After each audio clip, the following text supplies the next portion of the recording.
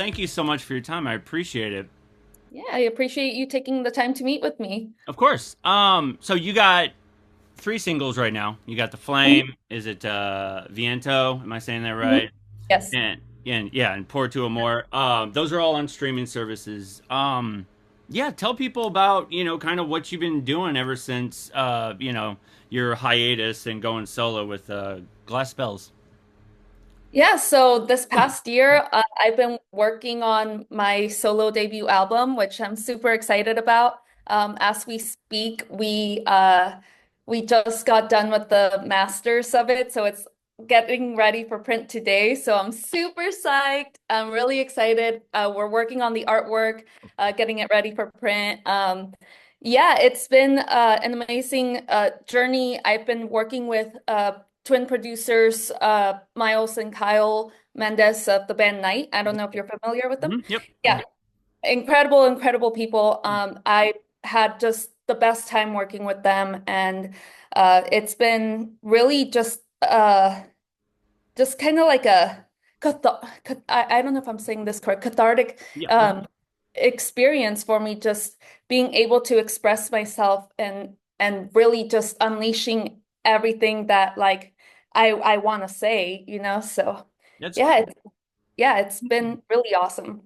Are they the main producers on the full album? Because I know I was looking and seeing who else worked on, the cover and everything like that. Are they the main producers for all the songs? Yes. Okay, So cool. they are producing the entire album. Okay, Yeah. cool. And do you find it, stressful, kind of putting trust in, other producers? Are you well acquainted with the Knight brothers? Like, do you feel like you're giving them like you're like I'm comfortable enough to be able to work on a full album, and not just that, but step out of my comfort zone in front of them and work with them? You know, the thing about working with them is that they've just made it so easy. Mhm. They just have this excitement surrounding the project itself already, which helps. And they've just been the process of working with them has just been so natural. At first, I said, okay, like I've never worked with anyone else before. Let's see how this goes. And they produced The Flame. They sent the instrumental over, and I immediately was hooked on it. I started writing like a maniac, and I finished the lyrics within like a day or two. Oh, wow. And so the creative chemistry was there from the very get-go. Like I was absolutely like, this is exactly what I was envisioning for this song, and they nailed it. I don't know how they did it, but they had me send some inspiration tracks, and I explained to them I kind of want this, but like mixed with this, and like just blend it into this, like add this element and this element, and they just got it. They nailed it. And I was like, whoa, how'd you do that? You Cool. know? So yeah, and every single song that they've sent instrumental that they've sent me for the song has been pretty similar in that sense, that like I've immediately felt drawn to it and like inspired by it and was able to write to it pretty easily. I mean, some more than others, obviously, you know, it's not always like No, a it's not one. always like everything's Yeah, popping. It's yeah, I get yeah. that. But there were multiple tracks on this record that I was like, yes, I'm vibing. I feel inspired. I'm like, yeah, so it's been really insane just going through that. Like that's almost like unheard of sometimes, you know, like you hear of like taking years to write an album, but this album took us about 8 months. Sure. Yeah, so it's Wow. yeah, just been incredible. I have nothing but good things to say. So they So just made exciting. super easy to work with. The creative chemistry was just there all throughout. So everything just seemed to work perfectly. Where it was just like it was one of those like I mean it's cliche to say, but it was like everything just worked well. It was a moment where everything just kind of clicked, and it was I was about to say the word, but I can't think of it now. It was a match made in heaven. That's the word. Yes. Where everything just kind of worked and clicked, and it was like it was almost like starting fresh. You know what I mean? Where you're kind of going, okay, I got this new producer, I got this fresh atmosphere, and was it one of those where they'll work on a song idea and send it to you. Did you have any like in studio sort of writing processes or anything like that, or was it just, hey, we got this, and kind of send everything through email? Yeah, it was mostly just all virtual Okay, cool. communication. So it would be a lot more of like, okay, for the next song, like what were you thinking? And Mhm. I'll say, okay, like I want a little bit of like you know, like one of them, I think I said, I really like this Eddie Murphy song, like get inspiration from that. Yeah. It was a party all the time. Yep, that's what I was thinking. I was like, is a party all Yeah. the time? That's so Yeah, funny. party all the time. I'm like, I'm really vibing to the song right now.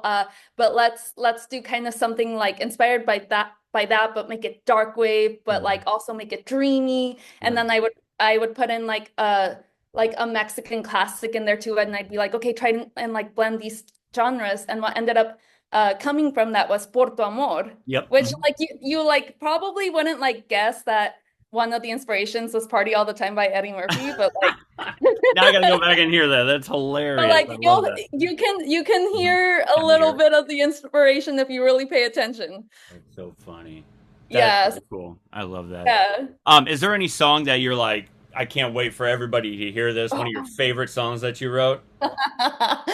Man, yeah, there is. There is. Okay. I this one there's one particular track on the album that I'm just like holding on to that I'm like, okay, once the album is released, like this is the one I want to focus on because it's so fun, Mhm. it's so energetic, it's dark, it's got just like it I don't Yeah. know how to describe it, but it's a song I'm really, really excited to release, and it's been so hard to just keep it under wraps these past few months. And like every time I listen to it, I'm like, they're not ready. They're not ready.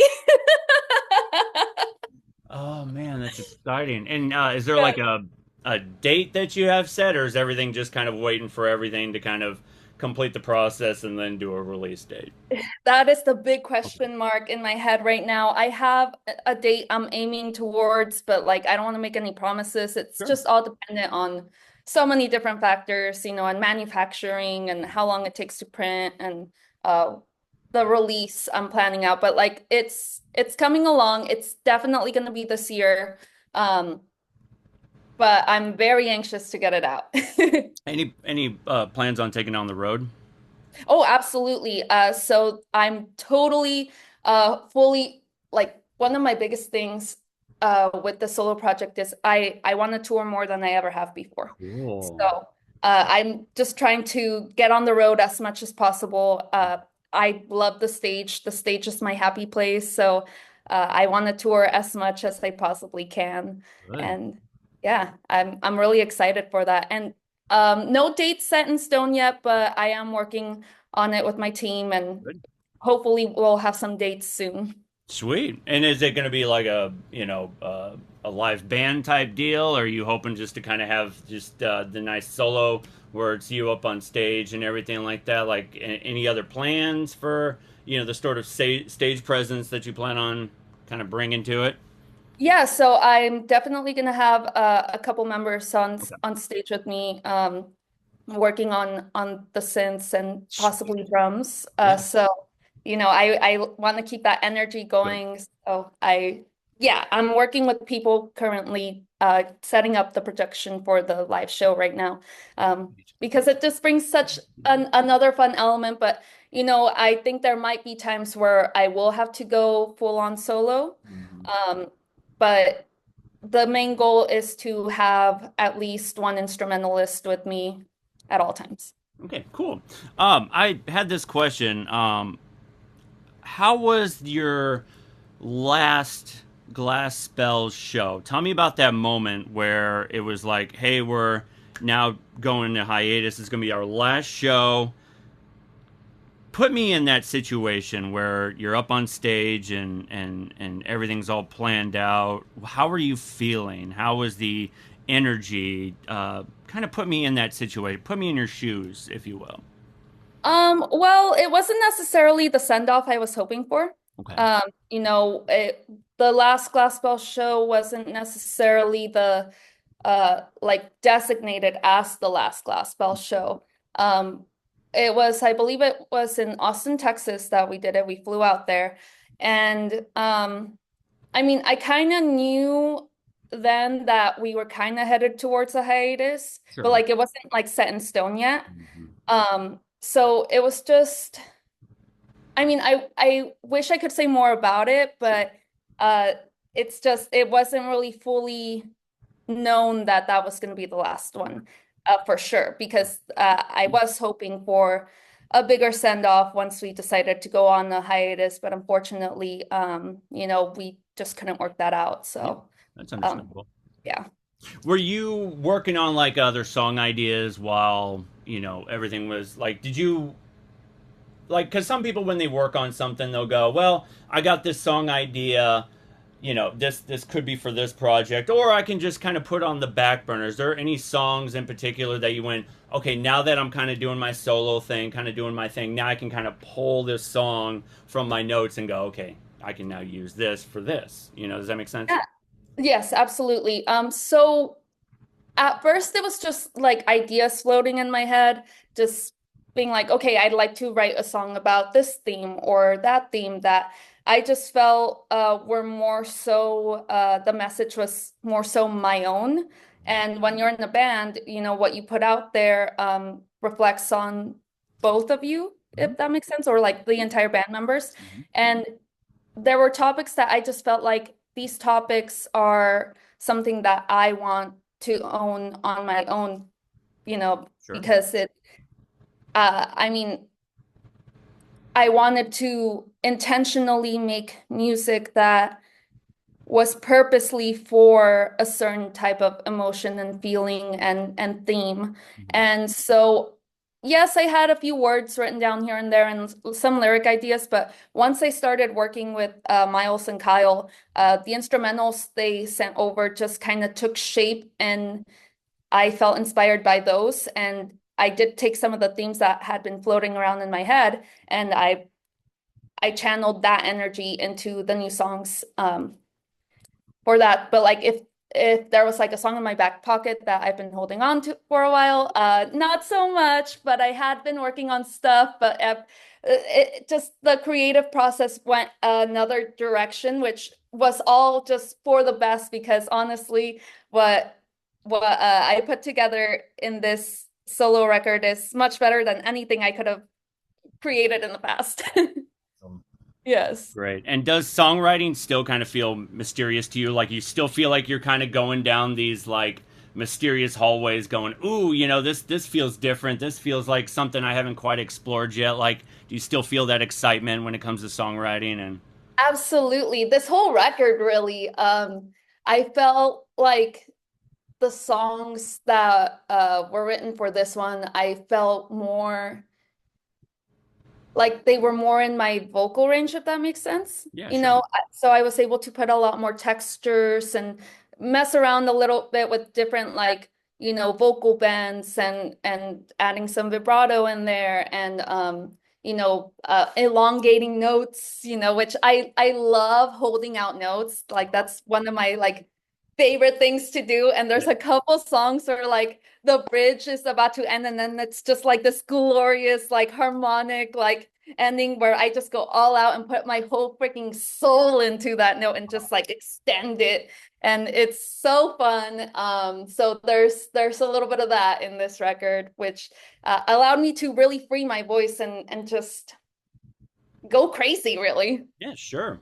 That's awesome. And have you written something that's so honest that it kind of scares you a little bit? Yeah. I'm like, We've all done oh that. Yeah. boy, like there's a couple songs in there where I'm just like, man, I really said all that. Yeah. Wow. Kind of cracked open the diary a little bit too much. And you're like, oh boy, okay, I I'm guess like, this is coming out ooh, now. like people are gonna wonder like who hurt you? Oh my God. Mm-hmm. I find myself asking that question when I'm like listening back to the mixes and everything. I'm like, damn, who hurt me? Oh man, that's so Yeah. fun. Is that an AFI jacket? It sure is. I The was gonna say I saw the AFI logo. I was like, oh, that's 19 awesome. Yeah, yeah. Was that from the tour, the recent tour? Yes, it was. Yeah, How I was saw them in that? San Diego at Soma, and I didn't know it at the time, but they were filming the music video for "Void Word I've Been Back," which is Hmm. one of my favorite songs on the new album. That like it spoke to me in so many different levels. Like when I first heard it, I cried. I'm Yeah, not gonna sure. like I'm not gonna try to act cool about it. I No, no, cried. no. It just like it came at the time where like I knew I needed to make the decision of like, okay, do I keep going down this familiar path or do I explore a new solo option? And that song, void word bending, ending, like I was like, oh, like it just Oh, like that part just really hit me in the soul. So like yep. it's just been Wow. yeah, like I somehow AFI always tends to write songs that I resonate with at the They know time. how to hit something, and it's always they know how to hit you in the feels, if that makes sense. Where it's just like, oh, okay, yep, I'm feeling They that get for sure. me. They get you every time. That's what I Yeah, love about that band. They know how to, and I like that they're always evolving. Like they just, and some people are like, oh, I prefer, the early right. stuff, and it's just like I like that they're I just like that when evolving. you used to be punk. Oh my gosh, I remember the hardcore. It's just like, yeah, I do too, but it's like he's happy. Like you just see these interviews with him, and he's just so upbeat about talking the direction they're going, and he just seems so happy with the way he's explored with like Black Audio and what was that other one with the members of No Doubt. Oh my gosh, what was the name of it? Uh, Dream Car. Dream Car. Thank you. I was gonna say Candy Car, but I was like that ain't right. Candy But Car yeah, sounds Dream. like a cool name too. So good. Yeah, all those projects are so great, and he's so smart, and yeah, What a poet. I know. He has Such a a way great with poet. words. Hmm. Every time he speaks, I'm like, oh, I just learned a new word. What was the most surreal? Was it Darker Wave Fest or Cruel World, where you got to share the stage with so many different artists? Like, tell me about those moments. Like, you see the lineup and you're going, "Oh my God, I can't believe Susie's here." Or, Adam, what? It's just like, tell me about being on the same stage with a lot of those, probably those artists that you've looked up to. Yeah, You know what I mean? absolutely.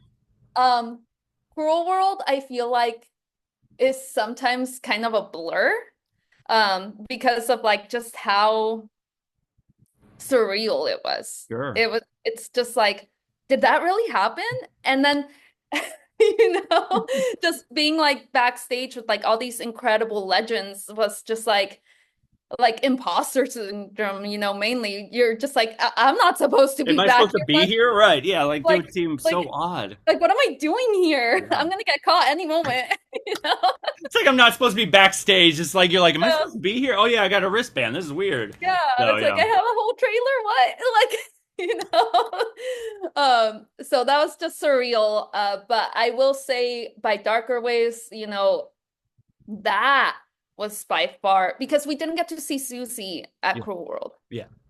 Because I don't know if you remember, but there was like a lightning warning and everyone had to be evacuated, which was a total bummer. And we didn't get to go see her the second day because we had a festival that we were playing in Phoenix the next day. Hmm. But yeah, Darker Waves was definitely the moment where I just felt like, oh my gosh, it's happening. Like seeing Tears for Fears Oh yeah. was just magical. And they're singing Everybody Wants to Rule the World, and it's like, welcome to your life. And it's like, I oh my life. gosh, this is my I life. Like know.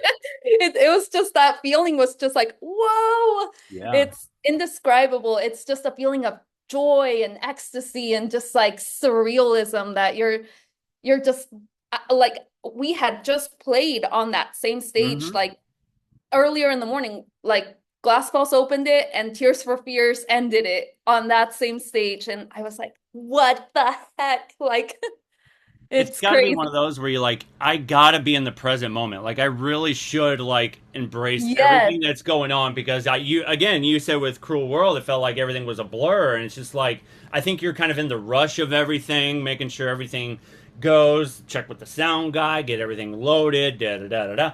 But with that one, it's almost like I need to be present. I need to hold on to this moment and embrace it and just soak everything in. You know? 100%. And that's something that I went into mentally prepared as well for darker waves because I do remember feeling like at Cruel World, I was just so in the zone of just trying to make sure that the performance went well and, just the chaos of all of it. Sure. And so darker waves, I'm like, okay, I need to enjoy the moment. I need to enjoy the performances. I need to just soak this in because you never know when you're going to get that chance. It could be your only chance. So I definitely made sure to do that the second time around. Yeah. Wow. I know the LA music scene it's kind of its own thing. Do you feel like you have a community within the LA music scene, or does it seem pretty like I don't know, like I mean it's different with the more artists I talk to, it's kind of here and there, but with LA it's just like there's so much going on. And do you feel like you're kind of part of like a community there? I actually, it's interesting you ask that because I've been asking myself this a lot, about like what cities really do make me feel at home. And, I am from San Diego and I love San Diego. I really do. But there's something about LA that just feels so welcoming to me. And I feel like that is where the majority of my fan base is. And like the support that I felt from the LA community, just not only within my solo project, but within my other project as well, has just been so like I feel so welcomed with open arms that like it's I do feel a sense of community there. And that's not something easy for anyone to just say because it is a very like competitive environment and like you have different musicians from different genres and but the thing about the LA scene is that once you find your community, once you find the people in your niche, it's so rewarding. So yeah, I definitely feel at home in LA and Chicago too. Chicago, Yeah. oh my Oh goodness. my goodness. Chicago is like my home away from home. Yeah. I go there and I've seen bands come to shows again and again and I started to recognize some people and I even made friends in Chicago. And so now I just feel like Chicago's just like a second home to me. Yeah, and it's a great community, and it's always a thriving scene out in Chicago, and it's like, there's so much history, Yeah. with wax tracks and the dance scenes and industrial and a little bit of everything out in Chicago. It's just like wow, like it's exciting when you see the thriving scenes and you feel like you're really part of that sort of community. And is there like a city that you performed for that really surprised you, going, oh my gosh, I can't believe that there's something out here? Yeah, two cities, in fact. That would be El Paso and San Antonio. Oh wow, yeah. Honorable mention for McAllen, Texas. There you go. Yeah. So Texas has a pretty good, like, a good scene going, and they're very like, oh my gosh, please come Mhm. perform for us. Yeah, and the fans will give you their all at these shows. They will show you like, we want you here, we're excited you're here, and the energy is just amazing. In I think San Antonio, or where were we? Just Texas in general, but I think one show that I did in Houston, it was our first time in Houston. It was Mhm. Glassbell's first time, and there couldn't have been more than like maybe 30, 40 people, Sure. but they were a small but mighty crowd. Like they made you feel like you played for an arena. Wow. Yeah, and that's what I remember from my first time playing in Houston, that I I remember saying to them like, this is a small but mighty crowd. Like I love you guys, They yeah, they were cheering like as if we were performing at a whole arena or stadium. It was awesome. That's so So, cool, and it's good to have like that fan base. This came up on a previous podcast. Went to see She Wants Revenge, mhm. Oh yeah. and this was like in the middle of their like they were on the road. I think from the end of 2005 all the way through 2006 and into the beginning of 2007. And I actually got to see them twice in the same year because they were just doing so much touring. One in St. Louis and another one, I think it was in Columbia or Kansas City. And you could tell Justin, the lead singer, was like, the road was getting to him. Like he would, I don't know what was going on, but he was getting very emotional and very like he had to walk away from the mic a few times, and I felt so bad for him. But you could tell because he was like touring solo, and then I think they did Depeche Mode, and then they got back on the road. Like you could tell it was like really getting to him, and Man. every time he would have a moment, people would just be like, "No, come on!" Like we're like cheering him on, like, "Dude, you got this!" Like we're your family, we're your community. Like please, like if you gotta step away and do your thing, do it. But you know, we love your art, we love everything you're doing, and it's nice to see that you can, even if the road's getting to you or whatever's going on and you hit the stage, at least you're like, okay, I'm here with my people, I'm here with my community.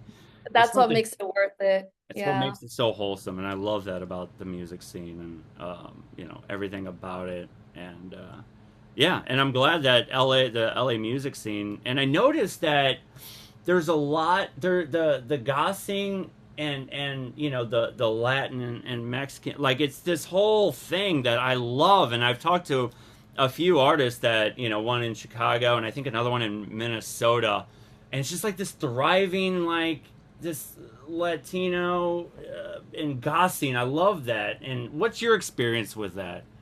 Well, I think Mexican culture in particular has a lot of goth themes. Yes, We celebrate the Day of the Dead. We have a lot of like the Catholic rituals and mm-hmm. stuff like that are very goth adjacent. Mm-hmm. Um, so for me, it's just been really awesome to see a lot more Latino artists coming out into the scene and um, claiming that space because I do feel like it's important to show visibility and to show representation. And I just think it's awesome. And with my experience from it has just been, I've really felt at home with people who really resonate with that. It's sometimes it's not easy being, I guess, how should I put this? Um, it's not easy being Mexican American, especially in this political climate. Mm-hmm. So to find a home in the scene that just welcomes you with open arms and you feel like you found your people, you found acceptance is just so huge for me. And it's something that I really embrace, which is why, I'm doing a bilingual album. Yep. I think that's clear now from my No, three. it's great. Yeah, for Yeah. sure. Um, you know, uh, the belonging in two different worlds, and then also the goth part is like a whole other element, right? Yeah. But yeah, it's just it's something very special to me. It's something that means a lot to me. I I really do feel like I found community in that. So And yeah. what was some of your influences growing up? Like, who did you look up to, and where did you find? Was there someone you found inspiration in, or an album, a movie, art? Like, tell me about what kind of set you on that path to be who you are now. Man, well, let's just circle on back to AFI. Yeah, San Diego, yeah. they were my first band that I really got into that was that introduced me to that darker side of music. Hmm. Um, and reading about their influences like The Cure and Joy Division and Depeche Mode, it made me curious about that time era. And at the time too, I felt like the 80s kind of found me because during my very formative years, I used to be in show choir Hmm. and our themes tended to gravitate towards 80s music.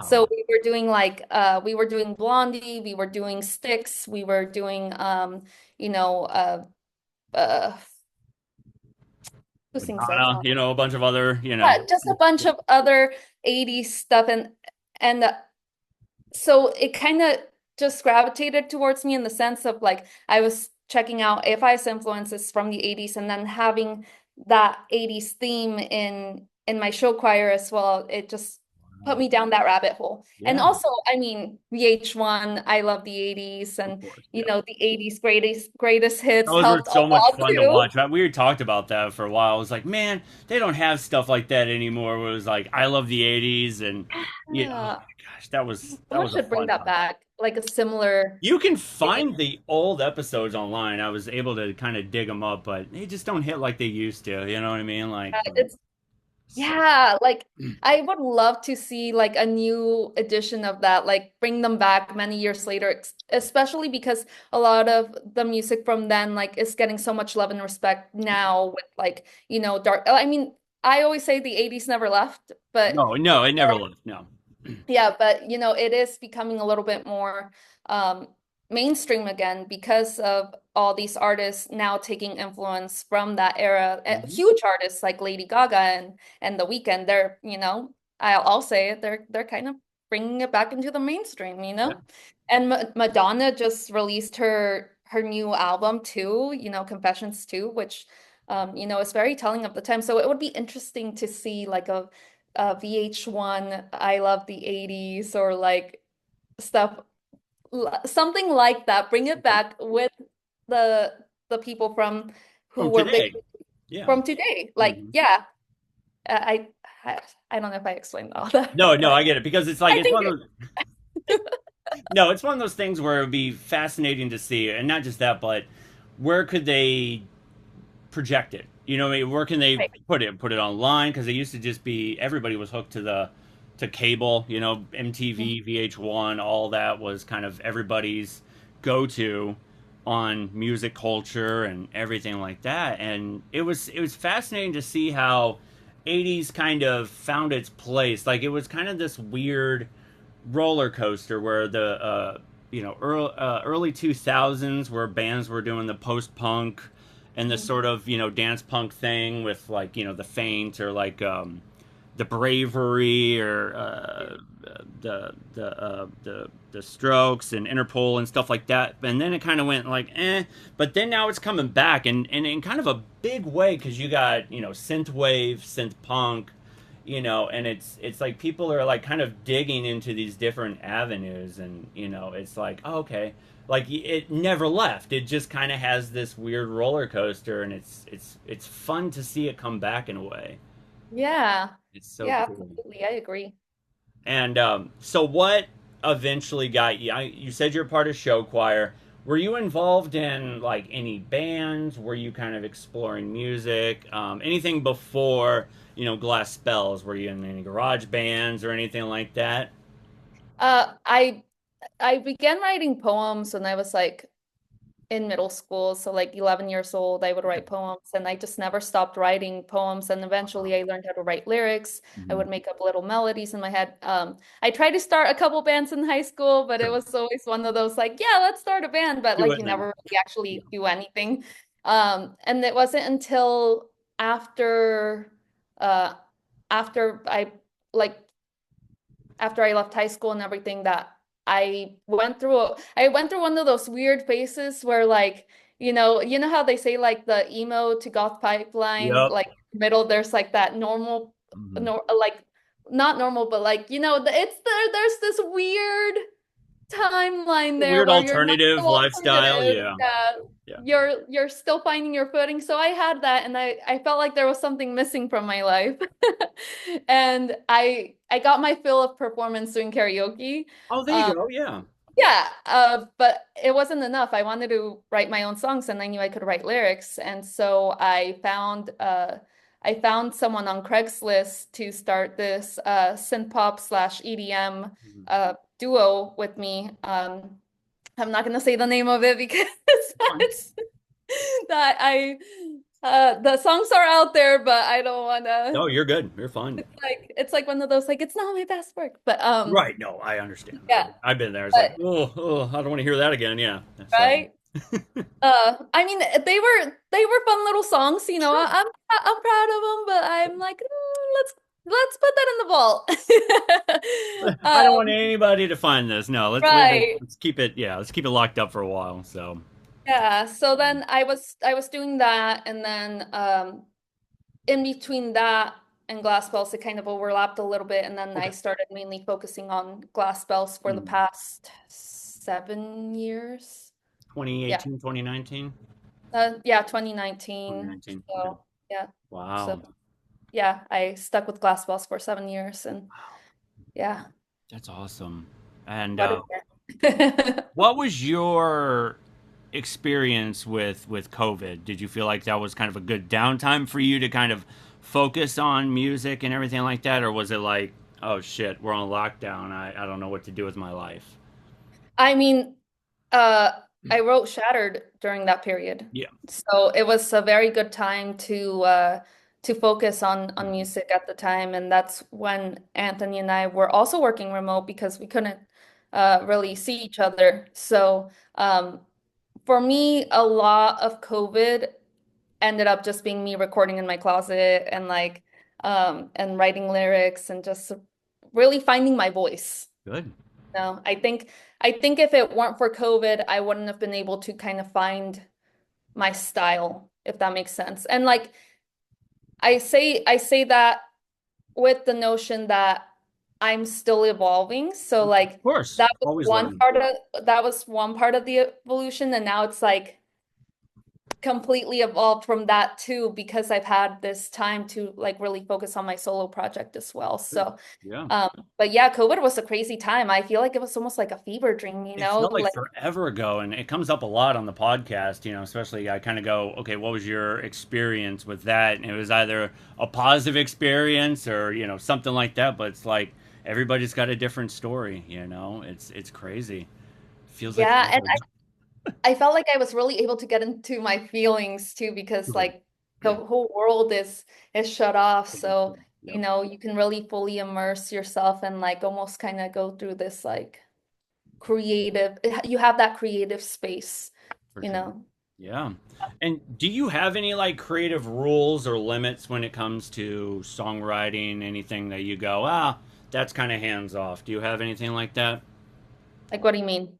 Well, like, when it comes to, do you go, listen, I'm uncomfortable using the F word, or you know what I mean? Like, there's Oh certain yeah. where like, like a breakup song, but it gets too destructive, and you're going, oh, wait a minute, that's do you have any sort of creative rules or any limits or anything like that?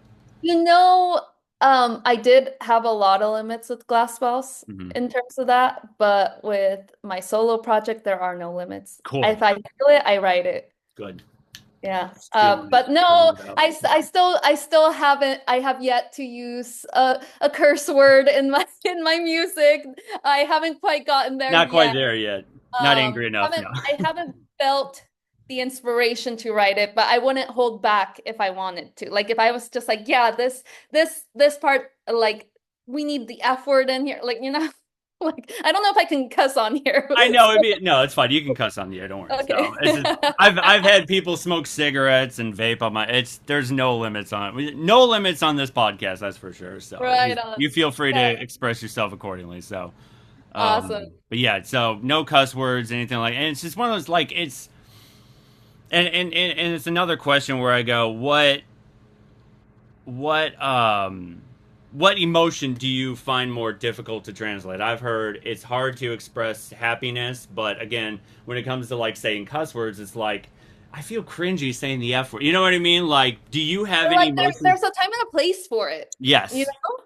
Yeah, there's definitely a time and the place to put in the effort. You just don't put it in for fun, I feel. Like you really have to like really have the song has to call for it, otherwise you can tread into that It gets a cheesiness, little cheesy. Yeah. you know? But what were you saying earlier before that part? Emotion that you find difficult to translate. Oh, Some people yes. say happiness. Is there one that's kind of hard for you to express? You just answered my question right there. Happiness. Yeah. Happiness is Yeah. really hard to express. I mean, I tend to gravitate towards like happy sounding, like catchy stuff. Like it Sure. sounds happy, but like the lyrics themselves are like, oh, Yeah, like musically it's like upbeat, but lyrically you're just going, "Oh, wait a minute, hold on now." Yeah, like yeah. yeah, No, and I have this thing where I'm just like, it's hard to write happy music because there's not a lot of people that really just want to hear songs about happiness, really.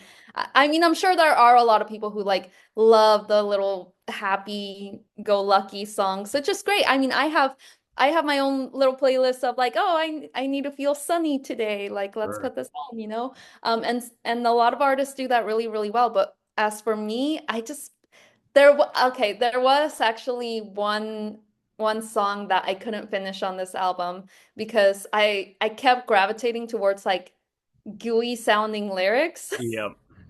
And I was like, it's too sugary. Hmm.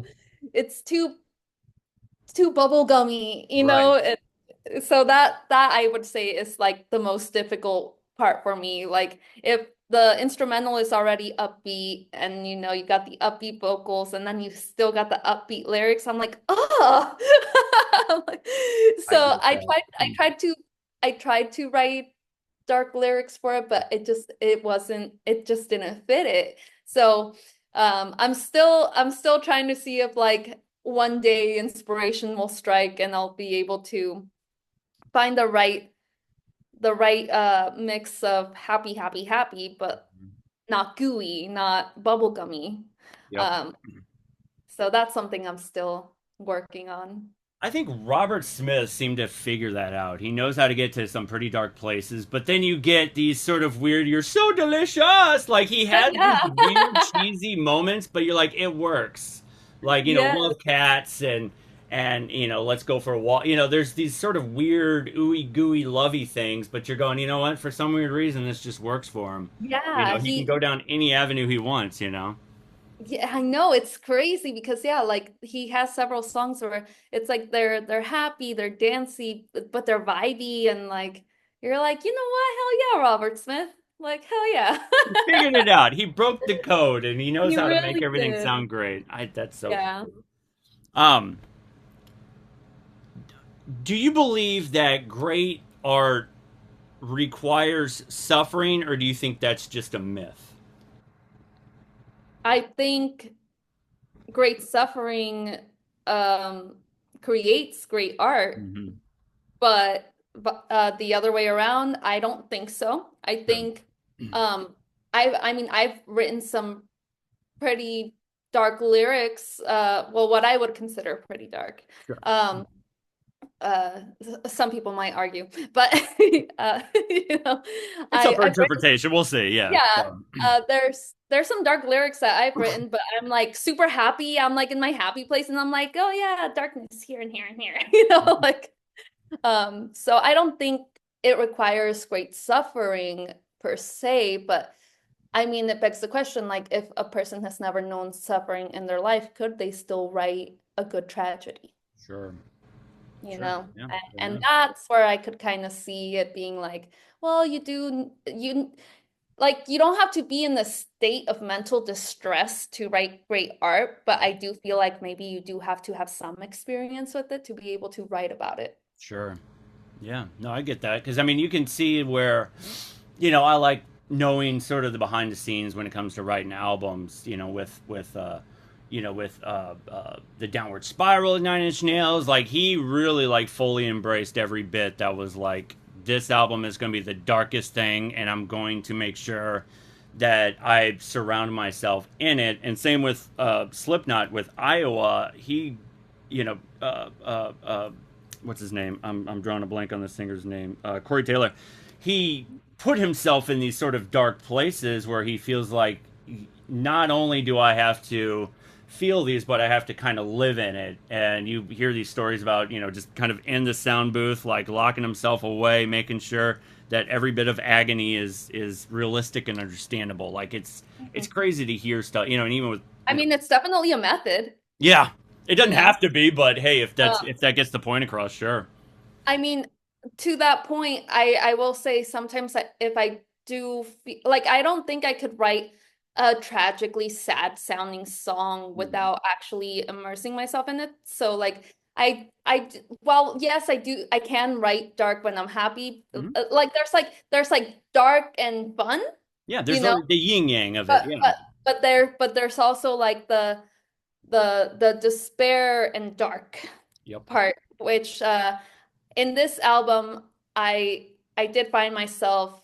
I did have a lot of agony going on as well. Mhm. So I did tap into that when I needed to. And you do kind of have to have it's different for each song, right? Like I don't think it's a one size fits all, but I did find myself having to go into that mental space to be able to write from that darkness and that despair because that's where you get your good stuff, Mhm. you know? Yeah. Like that's where you get the good dark stuff, like the true emotion of the agony, you Mhm. know? But does it require that for great art? I mean, I think you can be in a pretty good mental space and write great art as well. Right. So Of it, course. it for me personally, it depends on the song, what I need to take from it, what I need from it, and what'll get me in the space that I feel connects with me. Mhm. So yeah, different methods for different emotions. I think so too. And what do you feel like that you've learned about yourself and your creative process, starting from the beginning into where you are now? What have you learned about not just yourself but your art as well? I've learned that I tend to just really especially on this new album I have coming out, like I I tend to gravitate a lot towards like romantic tragedies, Sure. you know? And I also feel like songwriting for me is just like such a release that it it really does help process a lot of things. Right. And just yeah, I don't know, I'm trying to answer this in a good way that makes sense, but I feel like when I have no limits, when I have the freedom to just do whatever, and if I like it, I like it, and it vibes, then I tend to write my best work when I'm not under pressure. Good. That makes sense. Do you Yeah. try and set up like a creative routine where it's like, okay, I'm going to set this so much time aside to kind of nail out this song idea, or do you just kind of go, okay, if I'm feeling it, I'll take a note, I'll put it in my phone. What's your sort of process when it comes to writing? So, I will, if I feel it, I'll definitely get my notes app out, and I'll just start writing that. And then, when I get an instrumental, that's when I'll go through my lyrics that I wrote down, see if it fits, or if I'm feeling something else. So basically, what I do is like I'll get the instrumental, right? Mm-hmm. And I'll just start doing like a vocal pass immediately. Mm-hmm. So I'll start, humming a little melody or like saying whatever words come out Sure. uh, as I'm like vibing to the song. Mm-hmm. Sometimes it takes a couple tries, but okay, you know what? Going back to your other question of like what I learned about myself, I just got it. No, you're Um, good. I realized that, dang it, I lost it. I hate when that happens. No, that's okay. Oh, I just had it No, too. you're What? good. Yeah, if it comes back around, you can stop it at any point and go, okay, I got it, I got it, I got it. So. Okay, what was I saying? Oh, yes. Now I remember. Mhm. So basically, when I'm doing like these vocal melodies, oh, I'm sorry. No, that's okay. No, Let's you're cut this good. part out of the No, interview. no, that's fine. Yeah, you're good. My brain's just not computing. I know it's It's like it's I it's get early the in the spark. morning. It's one of those like, okay. Yeah. Yeah. What was I saying though? So when like a Pass. creative routine where it's going, do you set aside some time? Are you, when the inspiration hits you, do you go to your phone and kind The of first instinct is almost always the best one. okay, That's what I, perfect. That's it. yes, Perfect. that's what it is. Um, yeah, because sometimes I'll do a vocal melody pass when I'm Mhm. listening to the instrumental, and I'll be like, okay, but like, can I do better? And there was one song in particular on the album that I I went and did a first pass on it, and then I just kept working on it and working on it and changing it and changing it, and then I ended up with something not so great. And Not what it was. Yeah. and I just ended up being like, oh my gosh, like I can't come up with anything. I need to come up with a new idea. Yeah. And then I just light bulb went off. I'm like, well, let me see what other things I tried because I record every idea. Yeah. So I went back to the first vocal pass and I was like, oh my gosh, I could have just gone with the first melody Yep. the whole entire time. And so it was just, yeah. So that's when I learned, like, okay, trust your instincts. That's what it is. Because yeah, that's the main thing I learned about myself this time around is trust your instincts. Yeah. Sometimes your first instinct is the best one. Sometimes it's not, and it's worth, questioning. But more often than not, your first instinct is usually the right one, and you just got to learn to trust your instincts and follow that. So that's the biggest thing. Good. Yes, that I've learned. Trust your instincts, which is easier said than done. I know. It's one of those where you're kind of in battle with yourself when it comes to, you're going, you start to question, your own creative process. You're going, should I not?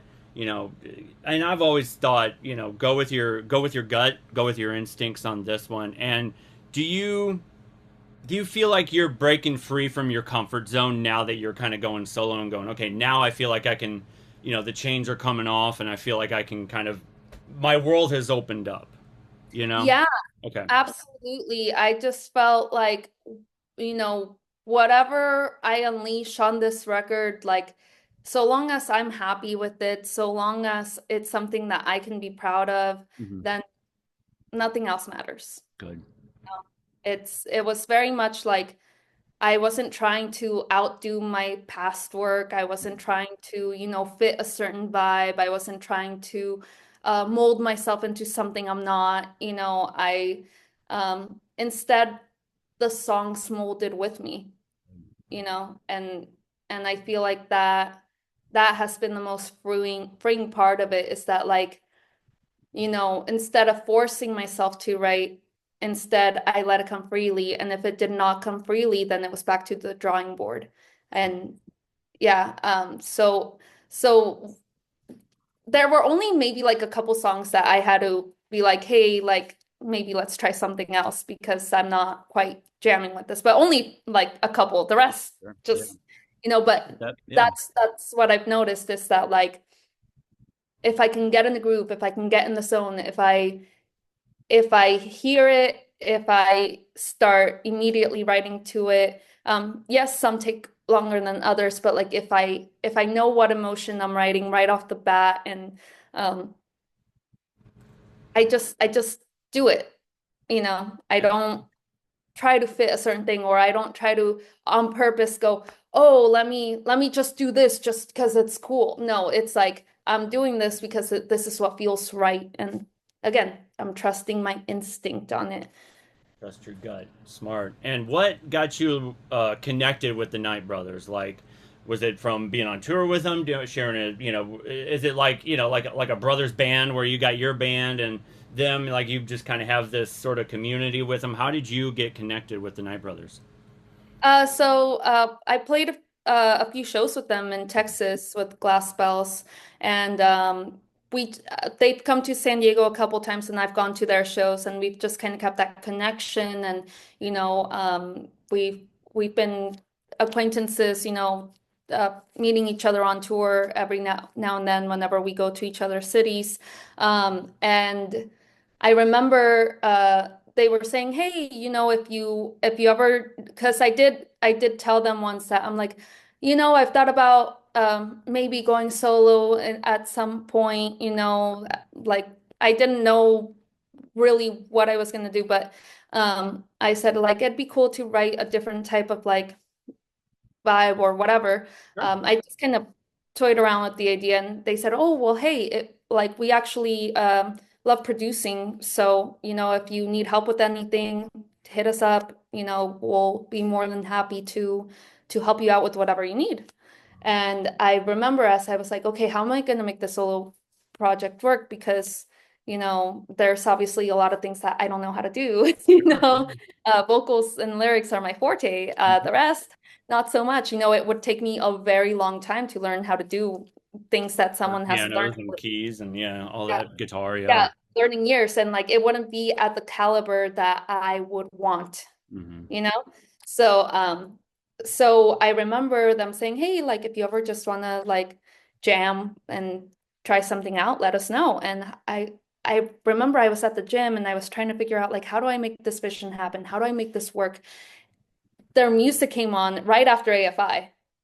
Yeah, which is Wow. and I was like, wait, I'm like, oh my gosh, I remember they said like that they love producing and everything, and if I ever like wanted their help with anything, fuck it, Oh, And they had just been in San Diego earlier too, like a month prior to that, and they were on tour. So I just shot my shot. I sent them a DM. I'm like, hey guys, like I right. have this idea. If you guys have time in your schedule, like I'd love to, see if we can collaborate on something. And sure enough, they were super ecstatic and super willing, and it was the right energy that I could have hoped for, just so much excitement around it and gave me so much hope that like this vision could come true. And we got on a meeting. I told them what was going on with me. I said, I need this, I need this release. And sure enough, they sent me the instrumental for The Flame. Everything just, Rest is history. yes, the rest is history. So, Right. um, yeah, I'm incredibly, incredibly grateful for their help and their willingness and their time too, because they're super busy with their own projects. So for them to make the time to, help me out with my solo project has just meant the world to me. And yeah, again, nothing but great things to say about our collaboration together and just amazing guys.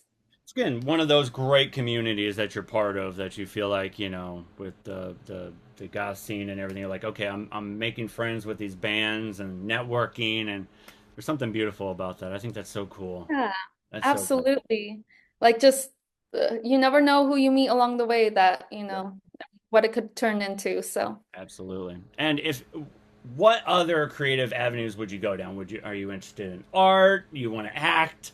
Is there an album that you're burning to do that's like, oh, I'll do, you know, an ambient album. Is there anything else that you've kind of put on the back burner that you're like dying to do at some point in the future? oh man, it's funny. Sometimes I'll just play around with the idea of like, what would happen if I just went to a casting call? Like what would happen if I just go and audition for some movie or whatever? Would Sure, I yeah. get it? I don't know, because that happened to Johnny Depp.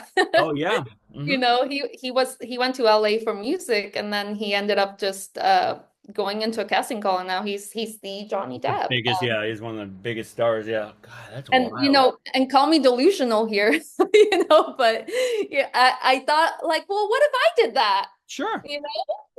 So Yeah.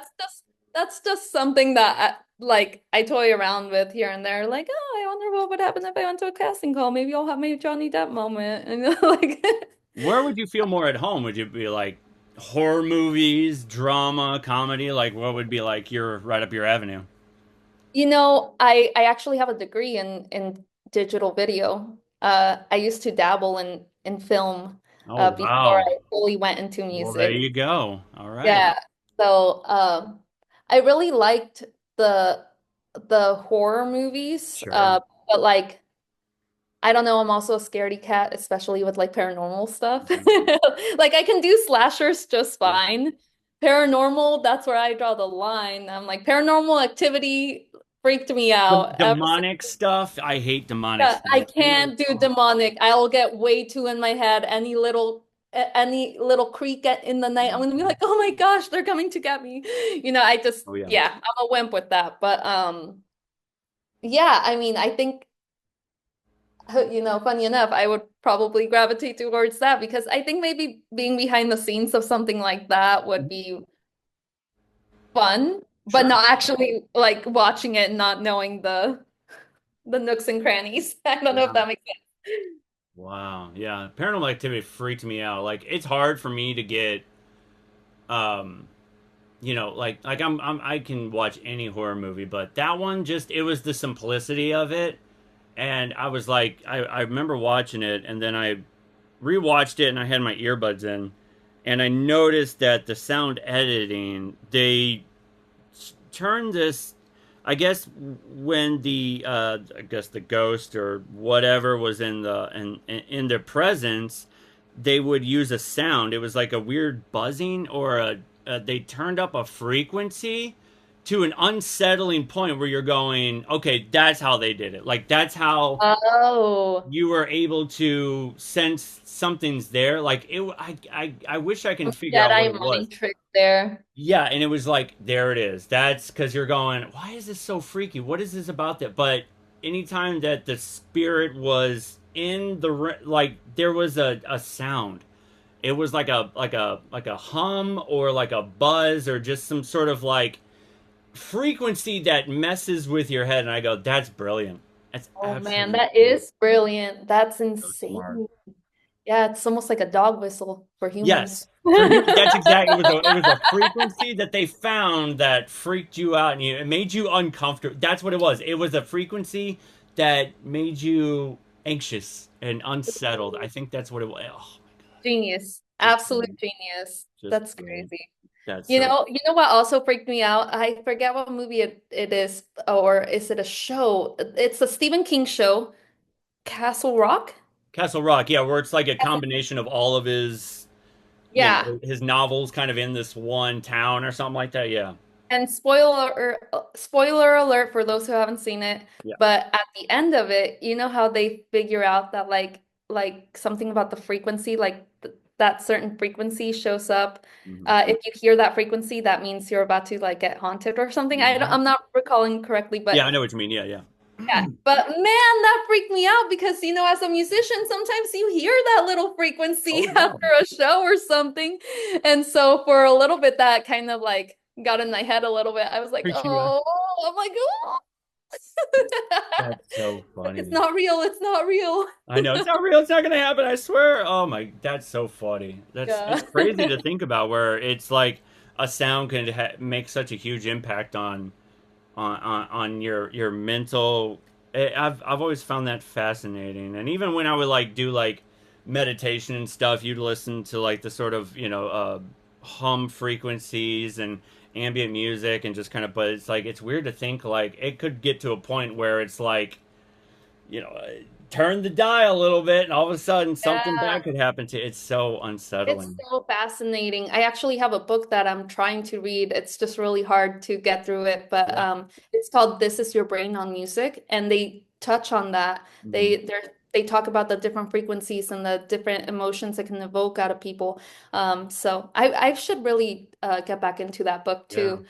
But it's something that fascinates me and that I want to learn about, especially because as a musician, these are like little elements you can add into your production that can give it that extra little bit of spice that you're looking for. If they Yeah. can do it for movies and give that unsettling frequency, maybe you can blend it into your music to achieve the same effect. And I'm sure that's what music is, right? Like it evokes emotions out of us because of certain frequencies. So it'd be really interesting to me to like look into the science behind that. Yeah. Like I love figuring out how stuff works, you know?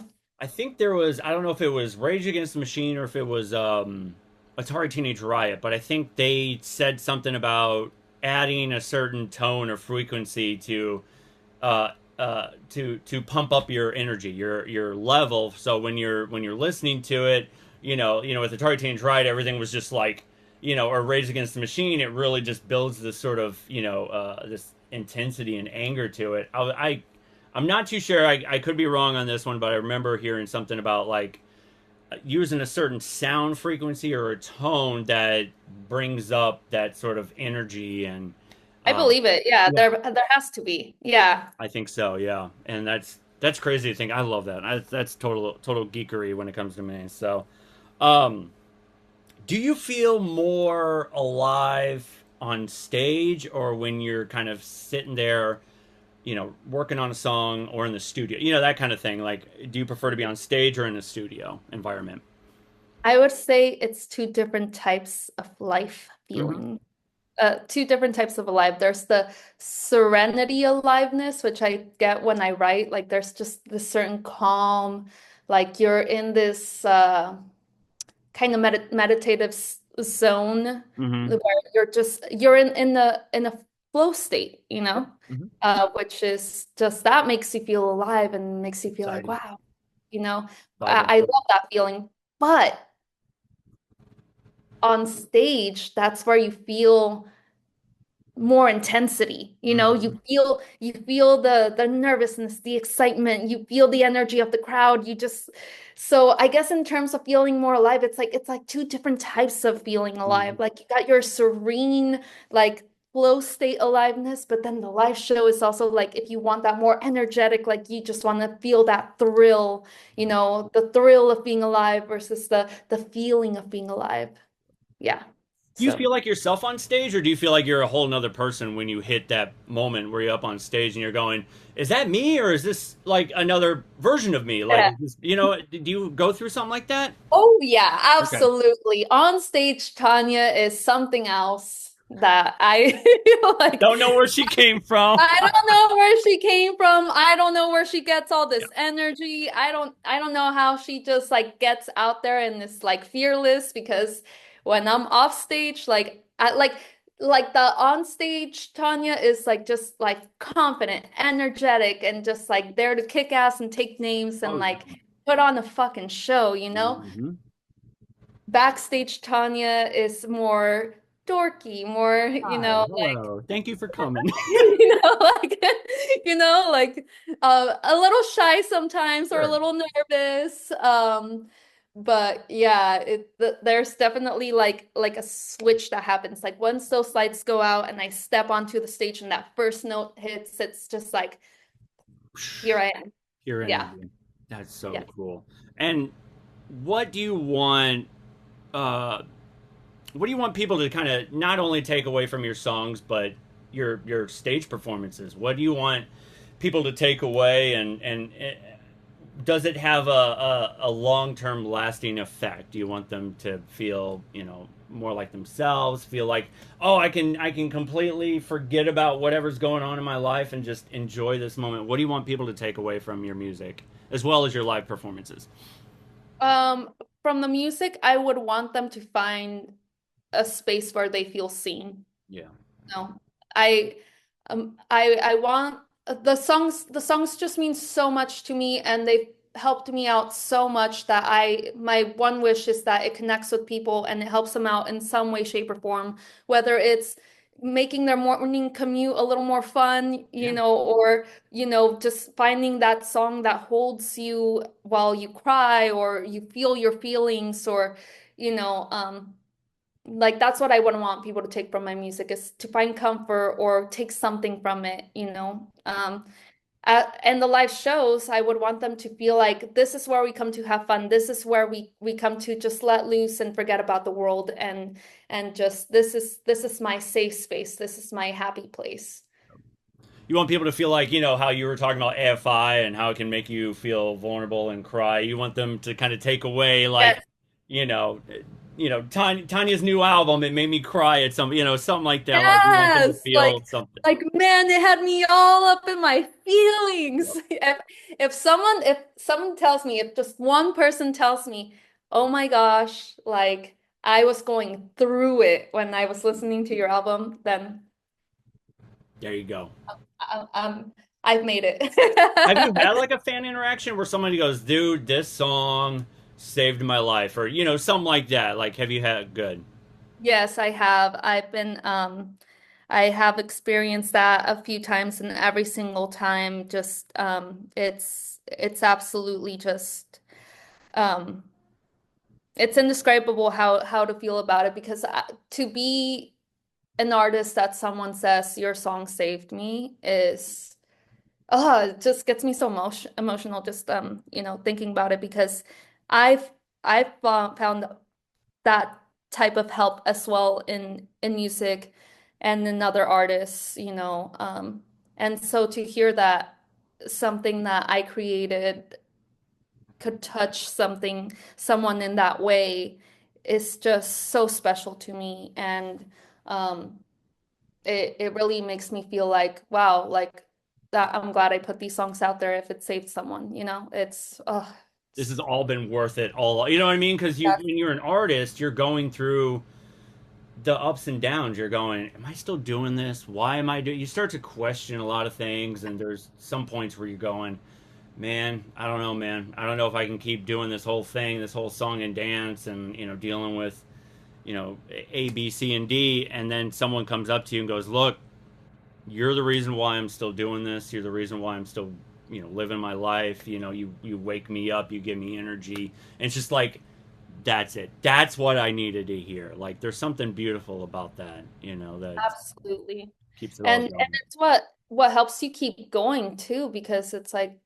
it's you kind of start to feel like, how should I put this? You have a feeling of like almost like responsibility, Hmm. you know, which is why it was hard to go solo, first of all, Yeah, because um it's like, yes, I'm pivoting in my career, but I'm not gone. exactly. But like it's not, some people might feel like, oh no, like this was what, you know, like was giving me life and blah, like I get it, it's yeah, because it's such a sudden change, and you're going, okay, this is kind of a new thing. I hope people can embrace this and accept it. The same, with my previous project. exactly. And like um also just yeah, am I doing the right thing? Yep. But as I wrote this album, I was like, yes, I'm doing the right thing because this is making me feel fulfilled already just with what I'm doing. And that's again that what's changed here, and feeling that freedom of like, well, I'm starting over, and that comes with a certain sense of freedom of like, I don't I'm not trying to aspire to be greater than one thing or another. I just want to be me and do something that I feel fulfilled with. And I achieved that. I can say with full confidence now that I got all the masters back and it's getting ready for print, Sounds amazing.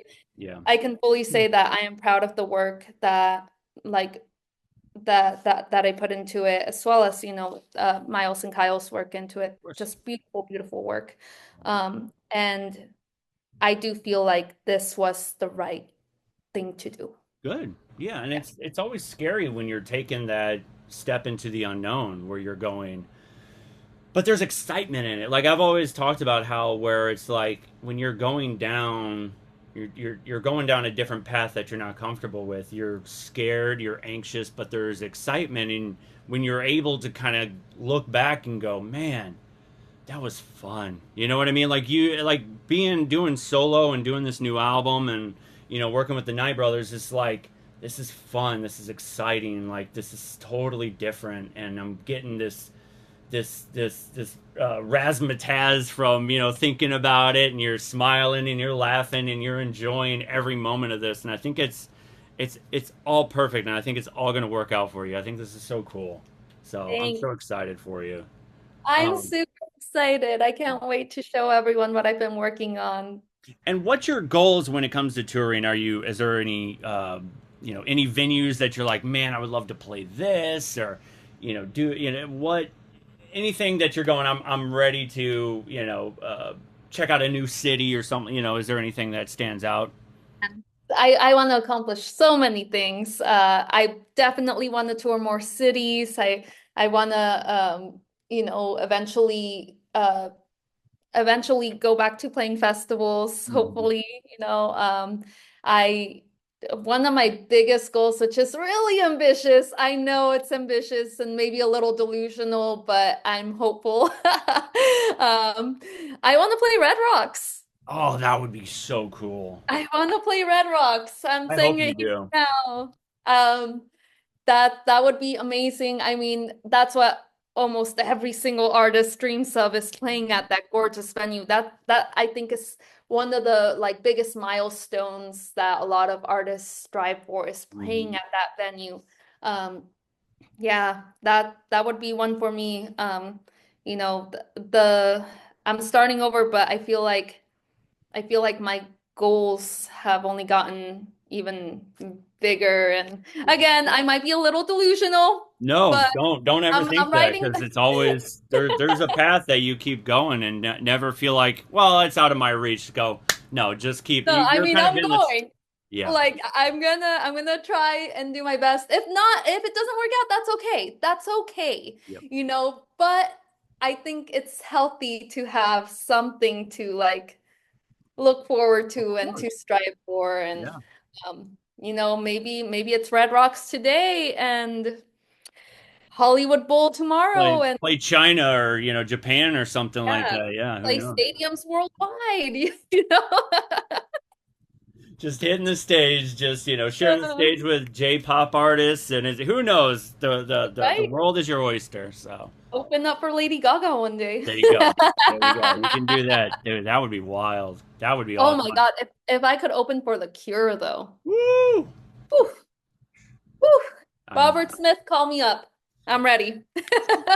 Somebody send his number to me. Yeah. Oh, that's so cool. Well, thank you so much. I have one last question, and then I'll let you go. Thank you so much for your time. I appreciate it, Tanya. What words of advice do you have for anybody that looks up to your music, that listens to your music, or just listen to this podcast in general, who wants to go into the arts? And what words of advice do you have?